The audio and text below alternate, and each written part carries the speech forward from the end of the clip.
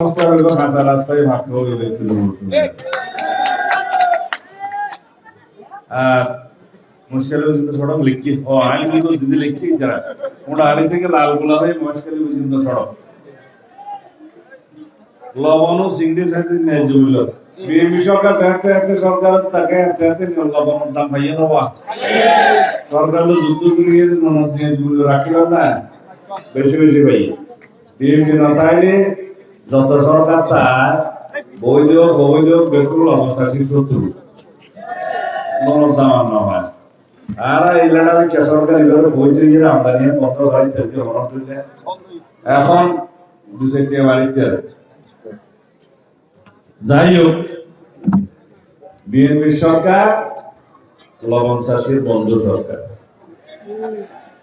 1991 সালে দেশনেত্রী বেগম খালেদা জিয়া কুয়ার মাঠে জনসভা করতে আসে আর এটা দাবি দিলাম আমার যে প্রতিআনন্দ লবণ মানুষের বললে কাছে বেশি করে খাজানা মৌকুফ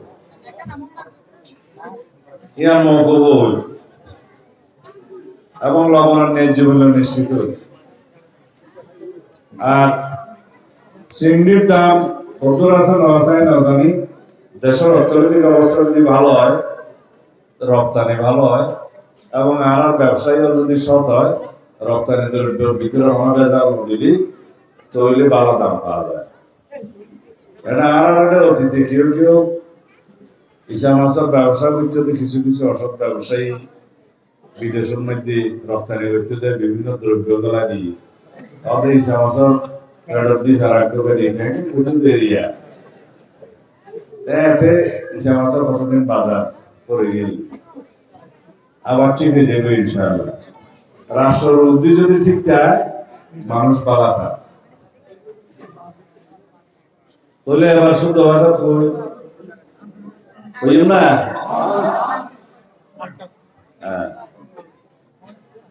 আসলে ডাকালা হই দিয়ে আনলে এটা আইলে দশা বড় গেলাই তাহা গেলে সেটাই কেবাটা আইছে কইলি মই যাবি চলে যাবে আজকে প্রায় 15 বছর পর কোটাখালীর এই কিশোর হাই স্কুলের এই মাঠে ভরপুর এই জনসভায় আমি উপস্থিত হতে পেরে আল্লাহ রাব্বুল আলামিনের শুকরিয়া আদায় করছি আমি বেঁচে থাকার কথা ছিল না ফ্যাসিস্ট শেখ হাসিনা ফ্যাসিবাদী সরকার আমাকে গুম করে হত্যা করতে চেয়েছিল এই দেশ থেকে আরেক দেশে পাচার করে দিয়েছিল আপনারা দোয়া করেছিলেন নামাজ পড়ে রোজা রেখে আমার জন্য দোয়া করেছিলেন রব্বুল আলামিন কবুল করেছে আমি জিন্দা আছি আপনাদের সামনে দাঁড়িয়েছি যে ফ্যাসিস্ট শেখ হাসিনা আমাকে হত্যা করতে চেয়েছিলেন গুম করেছিলেন তিনি আজকে বাংলাদেশ থেকে পালিয়ে যেতে বাধ্য হয়েছেন রব্বুল আলামিন তাই নির্ধারণ করে রেখেছিলেন রাখে আল্লাহ মারে কে আমি যখন বেঁচে আছি নিশ্চয় আল্লাহ রাব্বুল আলামিন কিছু কাজ আপনাদের জন্য এই দেশের জন্য বাকি রেখেছে আমাকে দিয়ে করাবে হয়তো আমি বিশ্বাস করি আমি গভীরভাবে বিশ্বাস করি রব্বুল আলামিনের ফয়সালা আমাদের জন্য সর্বোত্তম ইনশাআল্লাহ যখন আমি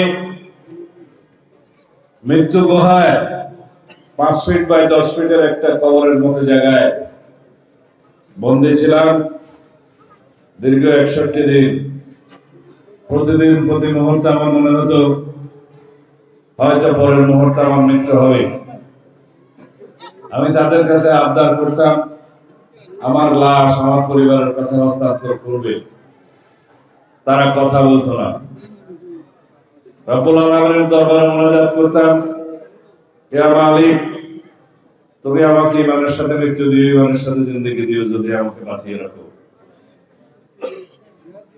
এবং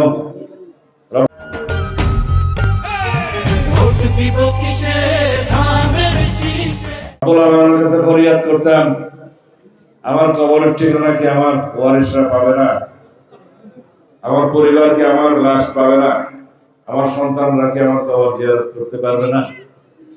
রব্বুল আলামিন আমার মোনাজাত কবুল করেছেন। যখন আমাকে আরেক দেশে পাগলখানায় বন্দী করে রাখা হলো, সেই পাগলা গারদে রব্বুল আলামিনের কাছে অজর নয়নে কেঁদে মোনাজাত করেছিলাম, আমাকে অন্তত এই দেশে পাগল বেশে আমার মৃত্যু দিও না।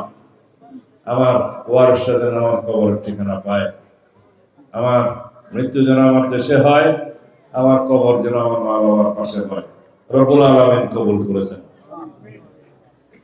রব্বুল আলামিনের দরবারে মোনাজাত করতাম প্রতিনিয়ত, ইয়া আল্লাহ, তুমি আমাকে ইজ্জতের সাথে সম্মানের সাথে আমার দেশে আমাকে ফেরত দিও, আমার দেশকে তুমি ফেসিবাদ মুক্ত করো, শেখ হাসিনার দুঃশাসন থেকে বাংলাদেশকে মুক্ত করো, বাংলাদেশের মানুষের উপরে সুশাসন জারি করো।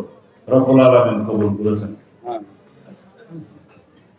আমি বিশ্বাস করি বাংলাদেশের মানুষ প্রত্যেকেই আগামী 12 ফেব্রুয়ারি এই দেশের বাক বদলে দেবে, নিজেদের ভাগ্যের পরিবর্তন ঘটাবে, এই দেশকে একটি মুক্ত, স্বাধীন, সত্যিকার গণতান্ত্রিক রাষ্ট্রে পরিণত করার সিদ্ধান্ত নেবে। আর এই দেশের শক্তি, এদেশের গণমানুষের দল, বাংলাদেশের পক্ষের দল একমাত্র বাংলাদেশ জাতীয়তাবাদী দল। যারা হিন্দুস্তানের মাল ছিল তারা হিন্দুস্তান রপ্তানি হয়ে গেছে, অর্থাৎ ভারতে রপ্তানি হয়ে গেছে। আমার হিন্দু ভাইয়েরা রাখোশ হবেন না, আপনারা বাংলাদেশী, আমরা বাংলাদেশী, আমরা সবাই বাংলাদেশী। সুতরাং আমি বলি, ভারতের মাল ভারতে পাচার হয়ে গেছে। আমরা বাংলাদেশের পক্ষের যারা এই দেশে আছি, এই দেশে আমাদের ঠিকানা, এই দেশের মা মাটি মানুষের উপর আমাদের কোনো ঠিকানা নাই। দেশনেত্রী বেগম খালেদা জিয়া বলেছিলেন, বিদেশে আমার কোনো ঠিকানা নাই, এই দেশের মাটি ও মানুষই আমার সব। সেই মাটি ও মানুষের জন্য, গণতন্ত্রের জন্য, তাদের অধিকার প্রতিষ্ঠার জন্য সংগ্রাম করতে করতে নিজের জীবন বিসর্জন দিয়েছেন। আমরা সেই দল করি। এই দেশের স্বাধীনতার ঘোষণা দিয়ে সম্মুখ সমরে যুদ্ধ করতে করতে এই দেশের স্বাধীনতা ছিনিয়ে এনেছিলেন শহীদ রাষ্ট্রপতি জিয়াউর রহমান, আমরা তার দল করি। এই দেশের স্বাধীনতা যেমন রক্ষিত ছিল, এই দেশের স্বাধীনতা যেমন হুমকির মুখে ছিল 1975 সালের 7 নভেম্বর, যার নেতৃত্বে সিপাহী জনতার বিপ্লবের মধ্য দিয়ে এই দেশের স্বাধীনতা রক্ষিত হয়েছে, তিনি হচ্ছেন শহীদ রাষ্ট্রপতি জিয়াউর রহমান, আমরা তার দল করি। এই দেশ থেকে বাকশাল বিলুপ্ত করে, একদলীয় শাসন ব্যবস্থা বিলুপ্ত করে, শেখ মুজিবুর রহমানের প্রবর্তিত বাকশাল বিলুপ্ত করে 1979 সালে বহুদলীয় গণতন্ত্রের যিনি প্রচলন করেছিলেন, তার নাম শহীদ রাষ্ট্রপতি জিয়াউর রহমান। তিনি এই দেশের আইন বিচার বিভাগের স্বাধীনতা নিশ্চিত করেন, এই দেশের গণমাধ্যমের স্বাধীনতা নিশ্চিত করেন, এই দেশের সংবিধানে বিসমিল্লাহির রহমানির রহিম সংযোজন করেন এবং মহান আল্লাহর উপর আস্থা এবং বিশ্বাসকে রাষ্ট্র পরিচালনার মূলনীতি হিসাবে গ্রহণ করেন। আমরা তার দল করি। 1981 সালে শাহাদত বরণের পর শহীদ রাষ্ট্রপতি জিয়াউর রহমানের সেই পতাকা হাতে তুলে নিলেন আমাদের নেত্রী, দেশনেত্রী বেগম খালেদা জিয়া। দীর্ঘ 9 বছরের সংগ্রামের ফলে স্বৈরাচার, সামরিক স্বৈরাচার মুক্ত হলো এই দেশ। আমরা তার দল করি। 1991 সালে এই দেশে পুনরায় সংসদীয় পদ্ধতির সরকার পদ্ধতি চালু করলেন বেগম খালেদা জিয়া, আমরা তার দল করি। তিনি প্রবর্তন করলেন 1996 সালে, যে সংসদ আমি একজন সদস্য ছিলাম, তত্ত্বাবধায়ক সরকার ব্যবস্থা এদেশের মানুষের ভোটাধিকার যেন নিশ্চিত থাকে, সেজন্য তত্ত্বাবধায়ক সরকার ব্যবস্থা তিনি জনতার মুখে প্রতিষ্ঠা করলেন। আমরা সেই আইন প্রণয়ন করলাম, সংবিধান সংশোধন করলাম। আমরা সেই দেশনেত্রী বেগম খালেদা জিয়ার গণতান্ত্রিক দল করি। তারপরের ইতিহাস বাংলাদেশকে পিছিয়ে নেওয়ার ইতিহাস ছিল। 2001 সালে বাংলাদেশে আওয়ামী সন্ত্রাসের বিরুদ্ধে মানুষ ভূমি ধস বিজয়ের মধ্য দিয়ে 4 দলীয় জোট সরকারকে ক্ষমতায় নিয়ে আসলো বিএনপির নেতৃত্বে। আমরা দেশের মানুষের জন্য, গণতান্ত্রিক অধিকার আদায়ের জন্য এবং মানুষের সুখী সমৃদ্ধশালী বাংলাদেশ প্রতিষ্ঠার জন্য কাজ করলাম। এই আপনারা কোটাখালীতে যা কিছু দেখছেন, হয় 1991 সালে সরকারে থাকার সময় করেছে, না হলে 2001 সালে বিএনপি সরকার থাকার সময় করা হয়েছে। তারপরে দেশে বিদেশি ষড়যন্ত্রের মধ্য দিয়ে 111 এর মঈনুদ্দিন ফখরুদ্দিনের অগণতান্ত্রিক আধা সামরিক সরকার প্রতিষ্ঠা হলো এবং বাংলাদেশ থেকে গণতন্ত্র আস্তে আস্তে বিলুপ্ত করা হলো। 2011 সালে তত্ত্বাবধায়ক সরকার পদ্ধতি বিলুপ্তিকরণের মধ্য দিয়ে ফ্যাসিস্ট শেখ হাসিনা একদলীয় সরকার ব্যবস্থা, একদলীয় রাষ্ট্র ব্যবস্থা এবং ব্যক্তিতান্ত্রিক স্বৈরতান্ত্রিকতা প্রতিষ্ঠা করলো। তিনি নিজেই বাংলাদেশের রানী হয়ে গেলেন। এই দেশ রাজত্বে পরিণত হলো, এই দেশ আর গণতান্ত্রিক রাষ্ট্র থাকলো না। গুম, খুন, অপহরণ নিত্যদিনের কাহিনী হয়ে গেল। এইভাবে আমরা 2009 সাল থেকে 2024 পর্যন্ত এদেশের মানুষের ভোটাধিকার প্রতিষ্ঠার জন্য, গণতান্ত্রিক অধিকার রক্ষার জন্য, এদেশের মানুষের মানবাধিকার এবং সাংবিধানিক অধিকার রক্ষার জন্য আমরা সংগ্রাম করতে থাকলাম দেশনেত্রী বেগম খালেদা জিয়ার নেতৃত্বে। সেই এক প্রেক্ষাপটে আমি অপহরণ হয়ে গেলাম, আমাকে গুম করা হলো। আমার অনেক সহকর্মীকে, অনেক সহপাঠীকে, অনেক নেতৃবৃন্দকে, অনেক সাংবাদিককে, অনেক জনসাধারণকে গুম করা হলো, হত্যা করা হলো। আমার মতো অনেকেই সৌভাগ্যবান হয়নি, তারা এখনো ফিরে আসেনি। সুমনের মা এখনো জানলা খুলে অপেক্ষা করে তার সন্তান কবে ফিরবে।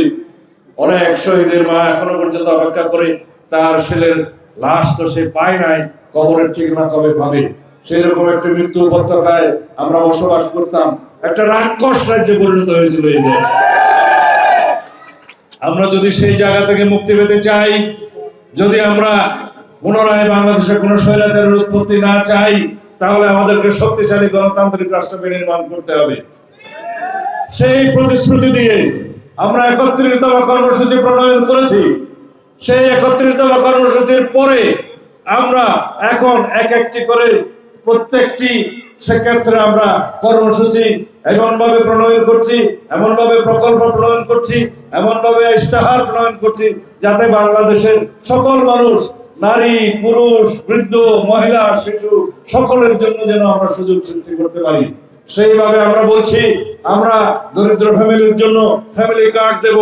যে ফ্যামিলি কার্ডের মালিক হবে সেই পরিবারের মহিলা, যিনি প্রধানমন্ত্রী, তিনি পাবেন মর্যাদা, তিনি পাবেন নিরাপত্তা, তিনি পাবেন আর্থিক সক্ষমতা এবং তার সেই সক্ষমতার ফলে ছেলে মেয়েদেরকে, সন্তানদেরকে শিক্ষিত করতে পারবেন, দেশের সম্পদ হিসেবে গড়ে তুলবেন। আমরা বলেছি স্বাস্থ্য কার্ড দেব সবার জন্য, যাতে এই দেশের কোন নাগরিক বিনা চিকিৎসায় মৃত্যুবরণ না করে। সেজন্য সবার কাছে স্বাস্থ্য কার্ড থাকবে, চিকিৎসা পেতে এবং সরকারি চিকিৎসালয় চিকিৎসা দিতে বাধ্য থাকবে। যদি প্রয়োজন হয় আমরা বেসরকারি মেডিকেল, বেসরকারি হসপিটালেও উন্নত মানের চিকিৎসা দেওয়ার ব্যবস্থা করব। সেই প্রতিশ্রুতি আমরা দিচ্ছি যাতে আমাদের দরিদ্র জনসাধারণ উন্নত চিকিৎসা পায়, যারা এখন অর্থ কষ্টে উন্নত চিকিৎসা পেতে পারে না।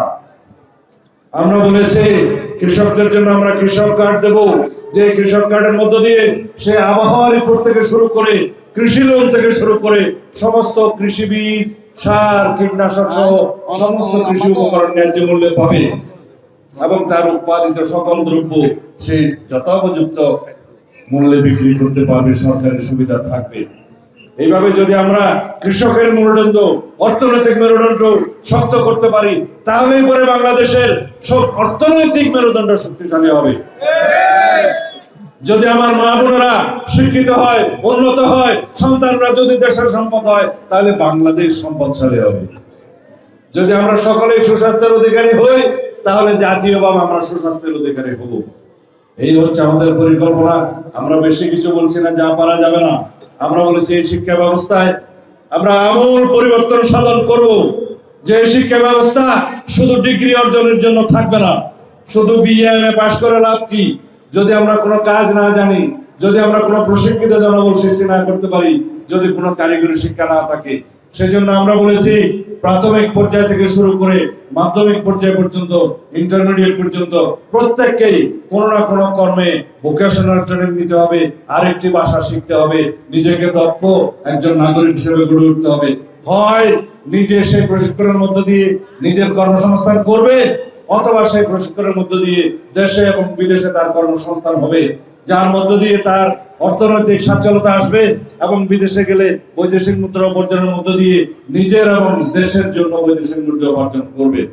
আমরা সেই রকম শিক্ষা ব্যবস্থা প্রবর্তন করতে চাই। শুধুমাত্র বিএমএ পাশের শিক্ষা ব্যবস্থা আমরা প্রবর্তন রাখতে চাই না। দেশের 18 কোটি মানুষ, 36 কোটি হাত, এই 36 কোটি হাতকে কর্মের হাতে রূপান্তরিত করতে হবে ইনশাআল্লাহ।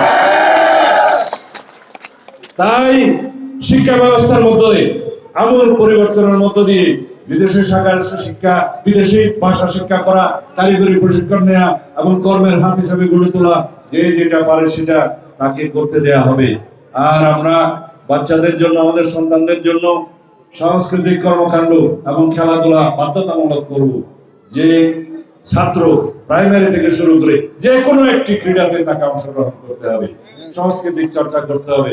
সুতরাং যদি আমরা আমাদের দেশের ভবিষ্যৎ হিসাবে আমাদের সন্তানদেরকে যদি উপযুক্ত নাগরিক হিসাবে, প্রশিক্ষিত নাগরিক হিসাবে এবং প্রশিক্ষণ প্রাপ্ত নাগরিক হিসাবে গড়ে তুলতে পারি, এই দেশকে রুখে দেবে সাধ্য আছে কারো? ইনশাআল্লাহ। সুতরাং আমরা কেবল বেকার প্রজনন করব না, আর ভবিষ্যতে আমরা কর্মের হাত সৃষ্টি করব। আমরা বলেছি এই দেশের ইমাম, মুয়াজ্জিম, খতিব এবং অন্যান্য ধর্মাবলম্বীদের উপাসনালয়ের যারা কর্তা, তাদের সকলকে রাষ্ট্রীয়ভাবে সম্মানী ভাতা দেয়া হবে, উৎসব ভাতা দেয়া হবে এবং তাদেরকে সম্মানিত করা হবে। বিভিন্ন পর্যায়ে তাদেরকে কমিটিতে অন্তর্ভুক্ত করে তাদের পরামর্শ নেওয়া হবে। এই প্রথমবার বাংলাদেশের সকল মসজিদের ইমাম, মুয়াজ্জিন এবং খতিবদেরকে রাষ্ট্র সম্মান প্রদর্শন করবে, এই ঘোষণা আমরা দিয়েছি। তারা সমাজের নেতা, তাদের পরামর্শে সমাজ পরিচালিত হয়, অথচ তাদের অবস্থা অত্যন্ত দীনহীন। তারা খুব গরিবানা হালতে জীবনযাপন করেন। তাদেরকে কেউ সম্মান প্রদর্শন করেনি রাষ্ট্রীয়ভাবে আজ পর্যন্ত। সুতরাং আমরা অনুধাবন করেছি, কারণ আমরা ইসলামী মূল্যবোধে বিশ্বাস করি, ধর্মীয় মূল্যবোধে বিশ্বাস করি, অন্যান্য ধর্মাবলম্বীদের ধর্মীয় নিরাপত্তা এবং স্বাধীনতা নিশ্চিত করি, সকল ধর্মবর্ণের মানুষকে নিয়ে আমরা বাংলাদেশি পরিচয়ে বিশ্বাস করি এবং এই দেশের এই ভূখণ্ডে যারাই আমরা আছি সবাই আমরা সমান নাগরিক অধিকার ভোগ করবো, সাংবিধানিক অধিকার ভোগ করবো। এই হচ্ছে আমাদের নীতি। আমাদের নীতি আছে, আদর্শ আছে, পরিকল্পনা আছে। দেশের জন্য সেটা আমরা বাস্তবায়ন করব, মানুষের জন্য সেটা আমরা বাস্তবায়ন করব ইনশাআল্লাহ। অন্য যারা উঠে দাঁড়াইছে তারা কি কোনো নীতি প্রণয়ন করেছে? কোনো আদর্শ দিয়েছে? কোনো পরিকল্পনা দিয়েছে? কোনো কর্মসূচি দিয়েছে? ইদানিং বলতে শুনি বলে বিএনপি কি কার্ড পার্ট নাকি দিবে, এটা কি সম্ভব? আমি যা কিছু বললাম আপনারাই বলেন এটা সম্ভব কিনা। এগুলো দেশের অর্থনৈতিক সচ্ছলতা যত আসবে সেই কর্মসূচি আরো বাড়ানো হবে। আমরা বলেছি যারা শিক্ষিত বেকার তাদের জন্য নির্দিষ্ট সময়ের জন্য আমরা বেকার ভাতা প্রদান করব, তারপরে তার কর্মসংস্থান হবে, এরপরে সেই সক্ষম হবে নিজের রুজি নিজে করবে। এই বেকার ভাতা প্রদান করার নিয়মটা আমরা প্রথম চালু করব ঘোষণা করেছি। অনেকে বললো এটা কি সম্ভব? কেন সম্ভব নয়? আমাদের দেশের শত শত নয় হাজার হাজার কোটি টাকা বিদেশে পাচার করে দিয়েছে আওয়ামী লীগের সময়, অথচ এই বেকার ভাতা প্রদানের জন্য আমরা দেখেছি 5,000 থেকে 10,000 কোটি টাকা বেশি লাগে না। শেখ হাসিনার 15 বছরের দুঃশাসনে 29,25,000 কোটি টাকা বিদেশে পাচার হয়েছে। যে পরিমাণ ব্যাংক লোন তছরূপ করা হয়েছে, সেই পরিমাণ ব্যাংক লোন দিয়ে নাকি 24টা পদ্মা সেতু করা যেত। তারা এই রাষ্ট্রের জনগণের অর্থ পাচার করেছে যে পরিমাণে, এই রাষ্ট্র টিকে থাকার কথা না। আজকে ব্যাংকিং সেক্টর দেউলিয়া হয়ে গেছে, নন ব্যাংকিং ফিনান্সিয়াল সেক্টর যেগুলো বলে দেউলিয়া হয়ে গিয়েছে। বাংলাদেশের অর্থনৈতিক মেরুদণ্ড ভেঙে দিয়েছে শেখ হাসিনা। আর বেকারদের জন্য 10,000 কোটি আমরা দিতে পারবো না? এটা কথা হলো? দরকার হলে 20,000 কোটি টাকা দেওয়া হবে বেকারদের জন্য। এটা সম্ভব যদি অর্থনৈতিক শৃঙ্খলা আমরা ফেরাতে পারি। যে শিক্ষা ব্যবস্থার কথা বললাম, যে স্বাস্থ্য ব্যবস্থার কথা বললাম এবং ফ্যামিলি কার্ডের কথা বললাম, কৃষক কার্ডের কথা বললাম, আমরা হিসাব করে দেখেছি শেখ হাসিনা 1 বছরে যে পরিমাণ অর্থ পাচার করেছে সেই পরিমাণ অর্থ 1 বছরে আমাদের লাগে না। যদি আমরা আমাদের অধিকার সম্পর্কে সচেতন হই, যদি আমরা সবাই রাষ্ট্রের মালিক মনে করে নিজেদের, তাহলে পরে আমরা সবাই যদি ঐক্যবদ্ধ থাকি এই দেশকে পুনর্নির্মাণ করা সম্ভব ইনশাআল্লাহ। সেই জন্য বিগত 1 বছর 1.5 বছর আমি ঢাকায় রাষ্ট্রীয়ভাবে বিভিন্ন পর্যায়ে সংস্কার কার্যক্রমের সাথে জড়িত ছিলাম, আপনারা দেখেছেন। সেই জন্য আমি আপনাদের সাথে কথা বলতে আসতে পারিনি। আইন নভারিয়া তাল্লাকে ওনারা নাম দেখো না, ওনারা দেখি কিছু রাষ্ট্রীয় হামলা করলে দেশের রক্ষা করা যাইবে না। তো ওনারা দোয়া করছিলেন যে রাষ্ট্র মেরামতের দায়িত্ব আর উদ্দি হইছে, তাহলে সামনে কোন দেখা নইব রাষ্ট্ররা হাম করা